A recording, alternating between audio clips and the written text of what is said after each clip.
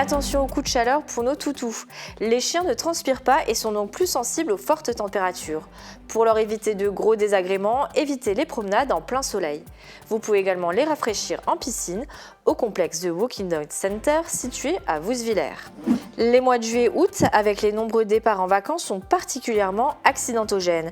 Il est donc essentiel de bien vérifier son véhicule avant de prendre la route. Niveau d'huile, pression des pneus et contrôle du chargement, ne négligez pas ces précautions pour rouler plus sereinement. Le Tour de France en dialyse, une initiative originale reconduite pour la seconde fois au centre de dialyse de l'hôpital SOS Santé de Saint-Avold. Le concept, les patients pédalent directement depuis leur lit en suivant le parcours de la grande boucle et convertissent leurs efforts en kilomètres. Double objectif pour les patients, renforcer leur musculature et alléger l'ambiance au sein du centre de soins. Le Conservatoire d'espaces naturels de Lorraine étudie plus de 400 sites protégés en Lorraine.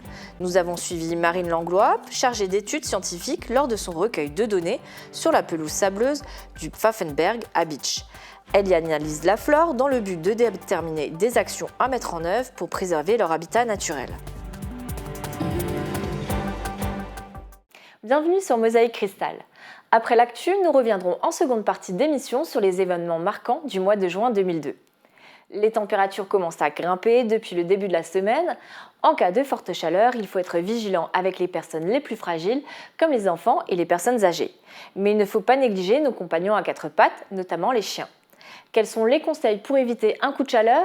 Réponse dans ce reportage de Marie-Morgane Pires.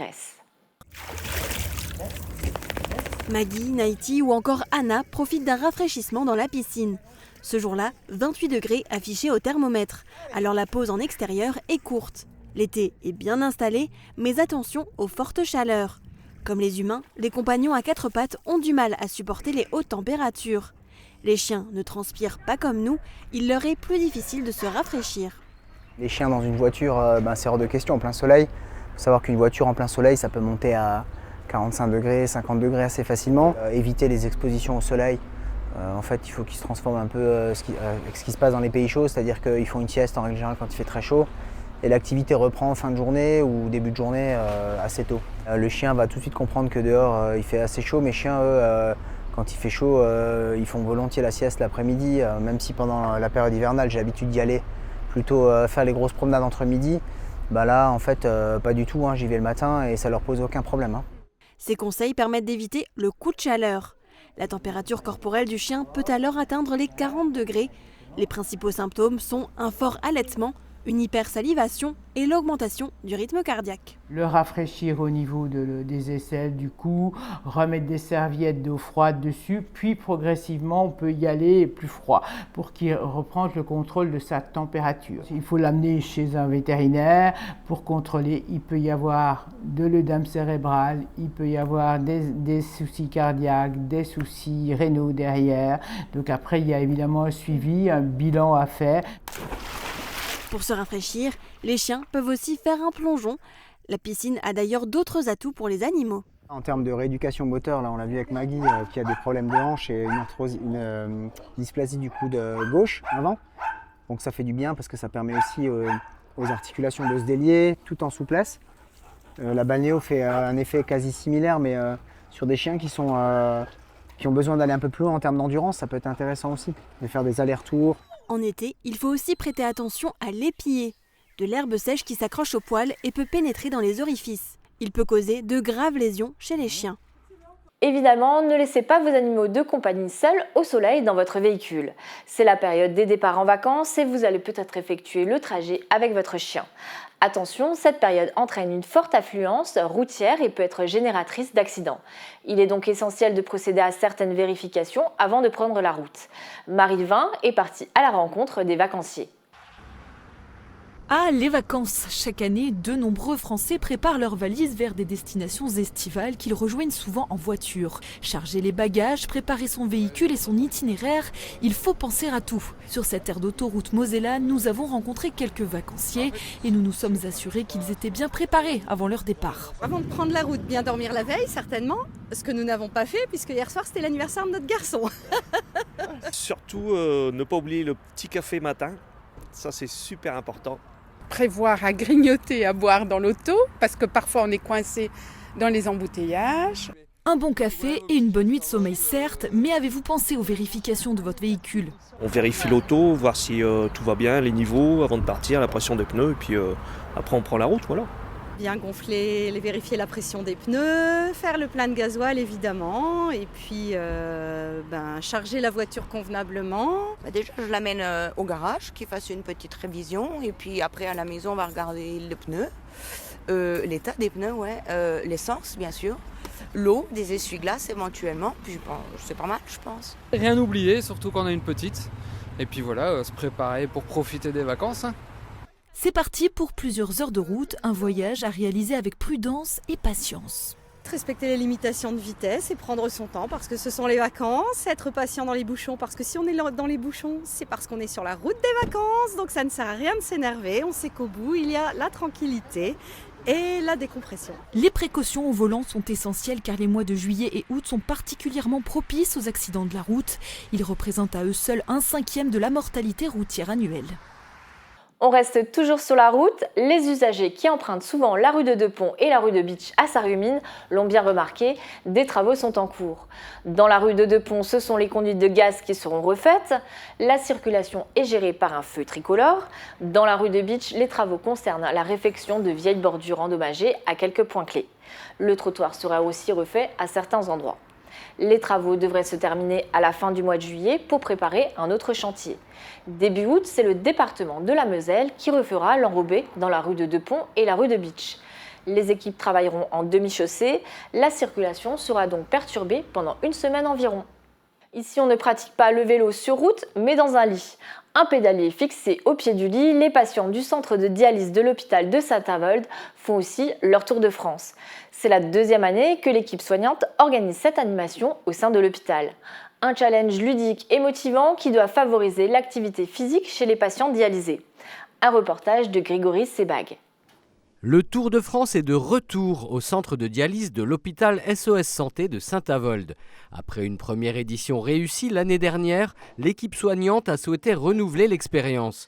Pendant toute la durée du Tour de France, les patients pédalent eux aussi pendant leur séance de dialyse et participent à une compétition au sein de l'hôpital. Oui, on a remis le couvert pour le Tour de France cette année. C'est la deuxième édition sur le centre lourd de Saint-Avold.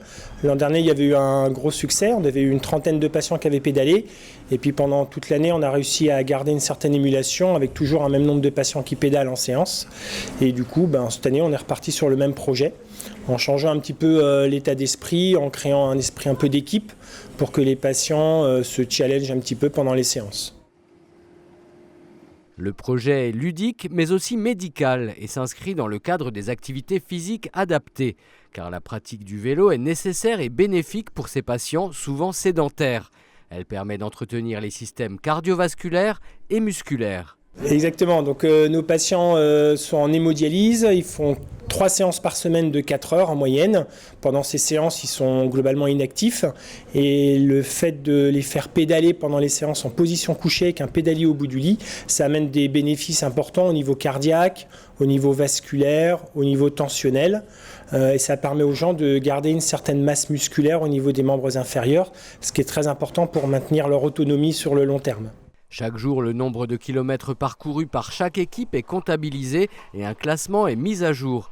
Un challenge stimulant et motivant qui rend aussi les séances de dialyse moins monotones.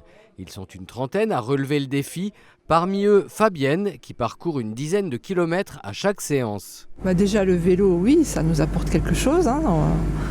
On a beaucoup moins mal aux jambes, donc ça apporte quelque chose.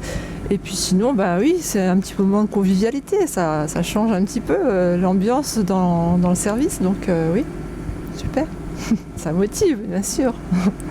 En fonction de l'équipe, oui, ce matin, je viens d'apprendre seulement ce matin dans quelle équipe j'étais. Oui, effectivement, ça donne un petit challenge, quoi, donc on y va, on pédale.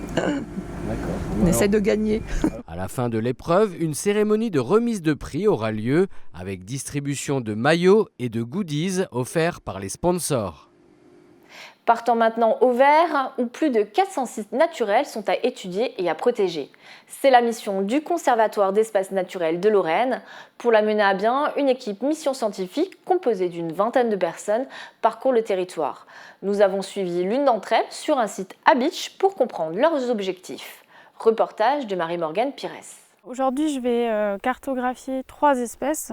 La calune, qu'on peut voir ici, le genêt à balai, ici, et la fougère aigle, qu'on peut voir là-bas vers la forêt.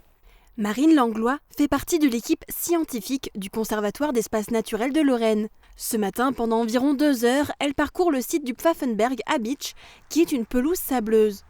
Elle y analyse la faune dans le but de déterminer des actions et des travaux à mettre en œuvre pour assurer la préservation des habitats naturels.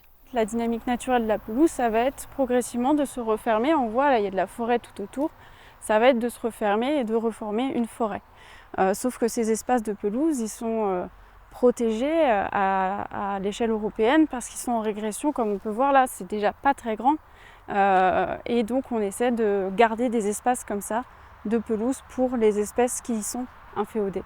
Mais on voit que la végétation, elle est beaucoup plus haute là-bas. Et donc là, en fait, ça commence à se transformer en ce qu'on appelle une prairie, plus une pelouse. Sauf que le problème, c'est que les espèces des pelouses, elles n'aiment pas ces conditions-là. C'est des espèces généralement qui aiment bien les conditions un peu sèches.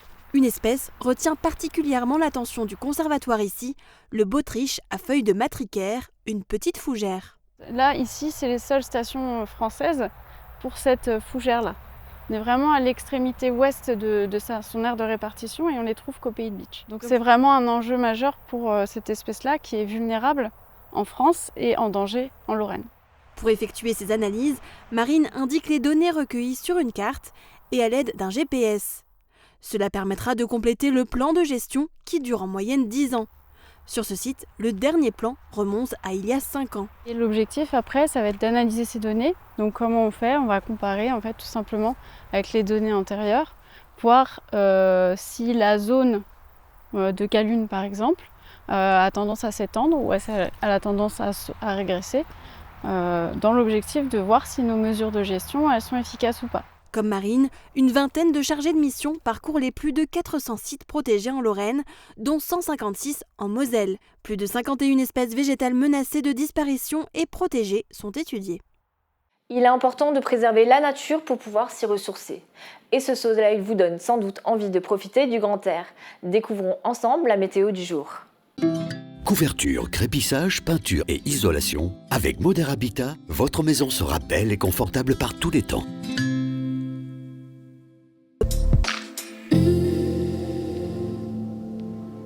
Bonjour à toutes et à tous. Demain, nous aurons vraiment un temps estival. Le temps sera ensoleillé tout au long de la journée. Côté température, elles seront au-dessus des normales de saison. Il fera entre 19 et 21 degrés le matin. L'après-midi, il fera très chaud, 33 degrés au maximum. Demain, ce sera les marinas qui seront à l'honneur. Passez une belle journée sur Mosaïque Cristal.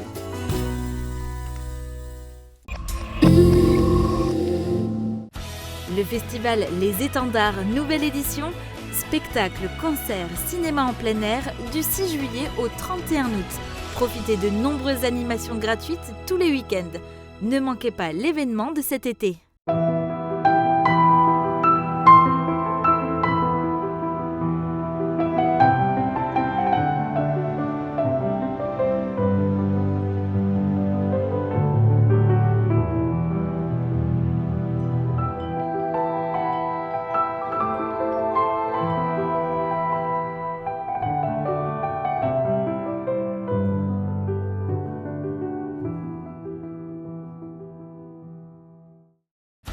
Le festival Les Étendards, nouvelle édition, spectacle, concert, cinéma en plein air du 6 juillet au 31 août.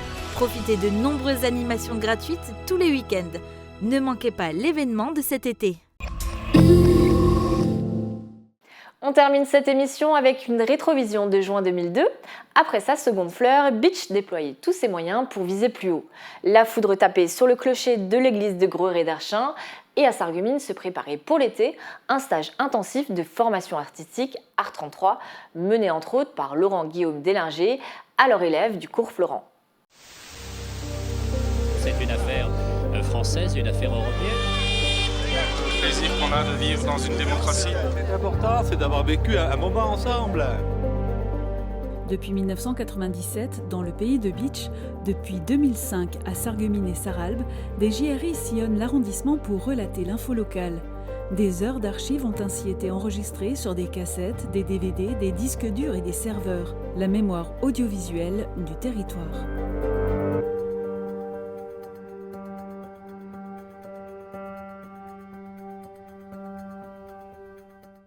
Cet été, tous les amateurs de théâtre pourront saisir leur chance pour s'initier à la scène. En effet, des élèves du célèbre cours Florent de Paris donneront un stage intensif de formation artistique pendant tout le mois d'août. Chant, danse, art dramatique et cinéma font partie de ce projet appelé Art 33, Frontières Grenze.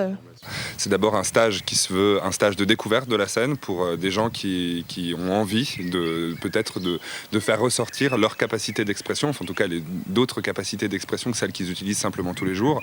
C'est quelque chose qui doit ouvrir en tout cas à l'expression, qui doit ouvrir à l'ouverture sur le monde, qui doit ouvrir également les esprits. Au travers de ça, c'est aussi un peu une chance qu'on donne, mais pas une chance qu'on va donner avec des millions de francs derrière et avec un tremplin. Ça ne doit pas être un tremplin, c'est un tremplin d'expression. C'est-à-dire que les stagiaires à l'issue de ce stage doivent se dire que oui, en effet, une carrière artistique, c'est possible. Oui, en effet, il y a des gens qui font ce métier-là et qui en vivent. Et pas forcément bien toujours, mais qui en vivent. Et surtout, oui, en effet, à partir de maintenant, on n'a plus peur d'affronter, ou plutôt on peut affronter des réalités quotidiennes d'une façon différente au travers de la capacité d'expression qui va s'accroître pour chacun parce qu'ils auront pratiqué plusieurs disciplines artistiques. Art 33 est un stage franco-allemand. Il se déroulera du 1er au 31 août à Rohrbach-les-Bitches et à Sarreguemines. Cette formation artistique est accessible à 33 stagiaires, amateurs ou semi-professionnels à partir de 16 ans.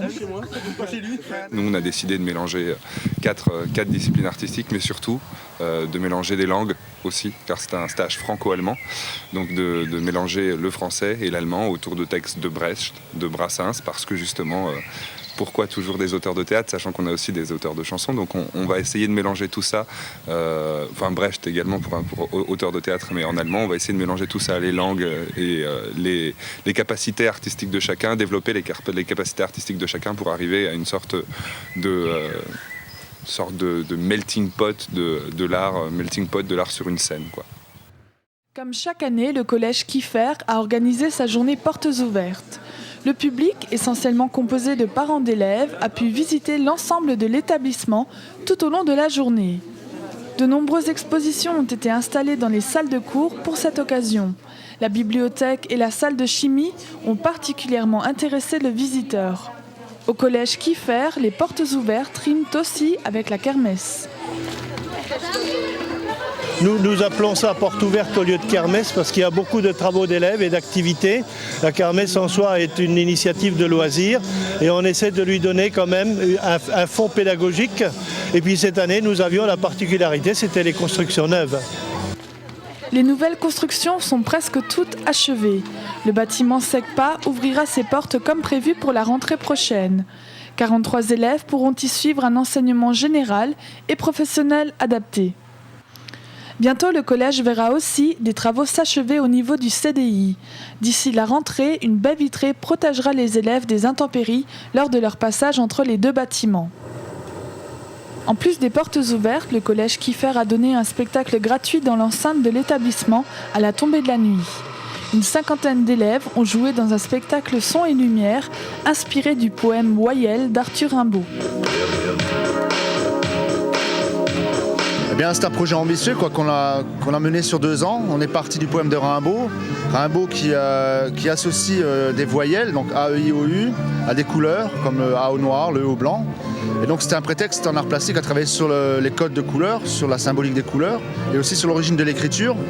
Donc on a aussi pu visiter un petit peu le programme de 6e qui parle justement de l'origine des écritures égyptiennes, etc. Voilà quoi. Dans le spectacle, les élèves sont remontés jusqu'à la préhistoire et les premiers dessins dans les grottes. Ils ont aussi évoqué l'Égypte pour arriver progressivement à Rimbaud et à son poème.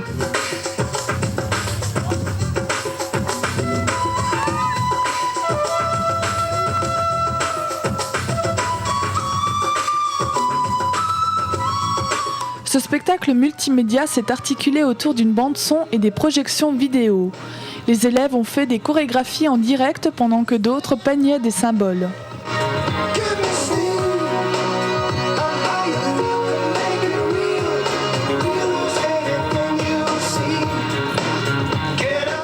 Toutes ces mises en scène ont illustré l'aventure humaine au fil des temps.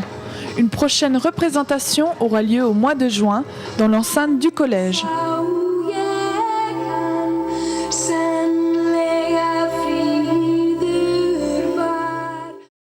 Une dizaine de personnes habitent dans la petite annexe du Hutselhof à Sturzelbronn.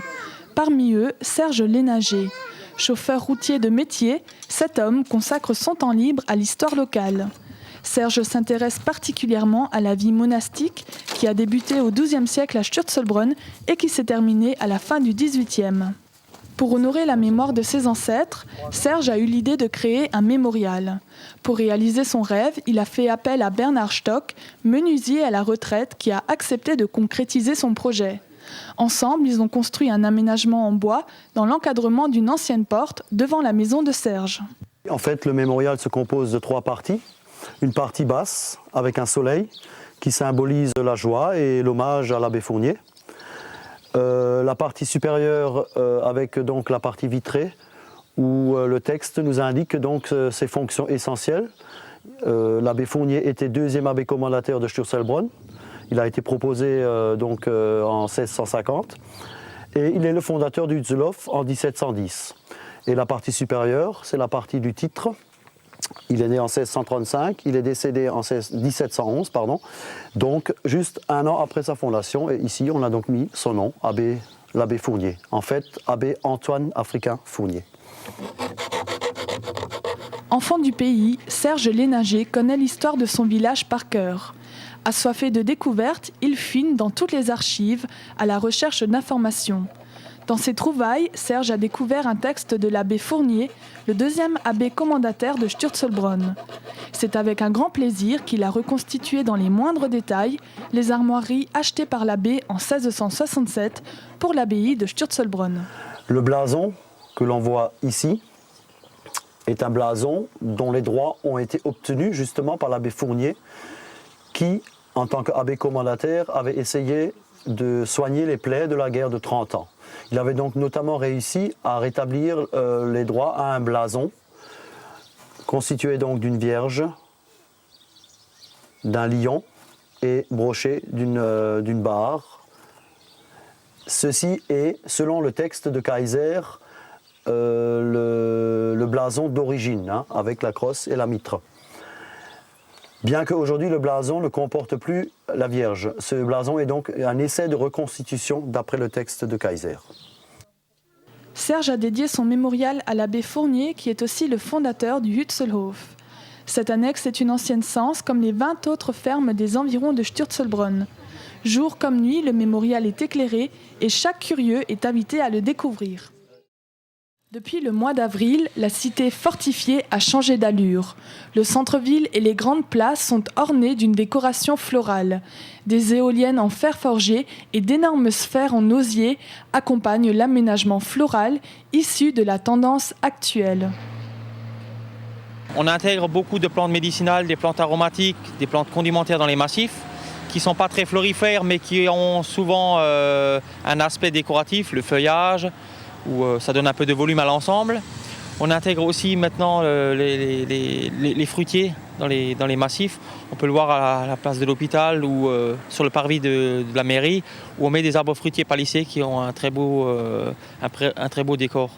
On a aussi mis dans les suspensions au centre-ville, ça les gens ne le voient pas encore tout de suite, mais on a mis des fraisiers pleureurs. Donc au cours de l'année, il y aura des fraisiers en fleurs et avec des fruits. Donc on intègre un peu fruitiers, plantes médicinales, plantes un peu anciennes ou toutes simples comme du tournesol ou des cosmos. Pour l'instant, les fleurs sont encore en début de pousse. Pour découvrir les premiers résultats, il faudra attendre la fin du mois de juin. D'ici là, les plantes prendront des centimètres et la ville de Bitche sera habillée d'un manteau de 1000 couleurs. La grande place sur le côté gauche et de l'autre côté, là où M. Klein est en train de planter, il y a un gazon fleuri. Ça ressemble à des mauvaises herbes, mais ça ne sont pas les mauvaises herbes. Dans 3-4 semaines, les fleurs vont prendre leur développement initial et puis il y aura un fleurissement spectaculaire sur cet endroit-là. Donc il faut quand même attendre 2-3 mois au moment du semis. Donc on a semé début avril, fin juin, on aura un résultat qui sera bien. Pour donner une touche originale à la ville de Bitche, les services techniques sont allés chercher leur décoration jusqu'en Amérique du Sud. En effet, des bambous ont été installés dans un massif au centre-ville et dans l'une des entrées de la cité, lieu stratégique pour la mise en valeur du site. Nous avons cette année plus particulièrement soigné les entrées de ville qui sont relookées, permettez-moi l'expression, qui sont relookées par les massifs que vous voyez devant vous, mais également par les nouveaux panneaux d'entrée de ville où nous déclinons bien sûr l'attractivité de la ville de Bitche à travers le golf, à travers la nature, à travers les loisirs, à travers la gastronomie. Et c'est ça qui fait finalement l'attractivité de notre cité. Et c'est ce que nous essayons de valoriser à travers également ce fleurissement et ces panneaux d'entrée de ville. La ville de Bitche s'est fixé 3 objectifs. Améliorer le cadre de vie, redonner une image à la ville pour attirer de nombreux touristes et inciter les particuliers à fleurir leurs maisons. Mais malgré le travail assidu des services techniques, la beauté du site est quelquefois victime de vandalisme, comme ce dauphin qui s'est fait dépouiller de ses fleurs ou les plantes sorties de terre. Bien sûr, on n'est pas à l'abri de violences gratuites, mais il est malheureux quand même de voir des gens, se livrer à du vandalisme de ce type-là. C'est regrettable, on peut le regretter, mais je suis sûr qu'il y aura face à ça un sursaut de civisme. Cependant, les dégâts sont réparés rapidement par les services techniques. La ville de Bitche souhaiterait obtenir une 3e fleur. Pour cela, les élus lancent un appel à tous les habitants de la cité fortifiée. Fenêtres, balcons, entrées de maisons, toutes les fantaisies sont permises pour fleurir son habitat. Et j'invite vivement donc les gens à venir s'inscrire à ce concours des maisons fleuries en mairie de Bitche avant la fin du mois de juin. Au mois d'août, une commission nationale se déplacera à Bitche pour estimer la qualité du fleurissement. Chacun peut y mettre du sien pour contribuer à l'esthétique du cadre de vie et peut-être qu'une 3e fleur poussera sur les panneaux d'entrée de la ville. Jeudi dernier, après des températures caniculaires, un orage a recouvert le pays de Bitche. La foudre a trouvé sa cible, le clocher de Gros-Réderchin. Il est alors 5h25, la sirène retentit, l'église est en feu. Ah oui, ce matin en me levant à 5h15, enfin 25 comme le montre l'horloge de l'église, c'était vraiment une mauvaise surprise, quoi. On a encore eu beaucoup de chance puisque les pompiers sont intervenus à 5h45, un quart d'heure après, surtout ceux de Gros-Réderchin qui ont pu maîtriser le feu déjà un peu au départ, ce qui a permis d'éviter beaucoup de dégâts. Les pompiers de Gros-Réderchin sont arrivés rapidement sur les lieux. Ceux de Rohrbach et de Sarreguemines les rejoindront par la suite pour maîtriser l'incendie. 30 hommes sont sur le terrain pour limiter les dégâts. Dans un premier temps, on est allé en haut pour faire l'extinction, donc l'extinction qui était assez périlleuse. Et ensuite, on a déposé la croix et le coq et on a bâché. En ce qui me concerne, ça fait quand même 22 ans que je suis pompier et c'est la première fois que je réalise ce type d'opération. Heureusement, les dommages ne sont que matériels. L'intervention rapide des hommes du feu a permis d'épargner les cloches et l'orgue de l'église, située juste en dessous du clocher. Quelques débris au sol sont encore les derniers témoins de cette catastrophe naturelle. J'étais là à peu près à 7 heures, alors j'ai vu des flammes qui sont venues comme un torchon, ça brûlait comme un torchon. Ça a dû être exceptionnel Exceptionnel, très. Quand je suis rentré, j'ai vu qu'il y avait le feu. Et alors, votre première réaction? Allez voir. Première réaction, on va voir les alentours si ça n'a pas fait de dégâts. Que j'ai un truc au cœur de ce dommage pour l'église. Ouais. La foudre laissera derrière elle une charpente sérieusement endommagée et le système électrique de l'horloge abîmé. Désormais, il va falloir réparer les dégâts. La suite des événements, c'est que maintenant il va y avoir un appel d'offres pour refaire le clocher de l'église. Malheureusement, il y a les vacances juillet-août, en espérant que les entreprises ne sont pas trop prises. Si tout va bien, le clocher sera refait pour, disons, octobre. À Gros-Rederchin, certaines maisons ont déjà été victimes de la foudre, mais c'est la première fois que le clocher prend feu. L'église n'est pas prête de l'oublier, et en particulier l'horloge qui est encore fixée à l'heure de la catastrophe.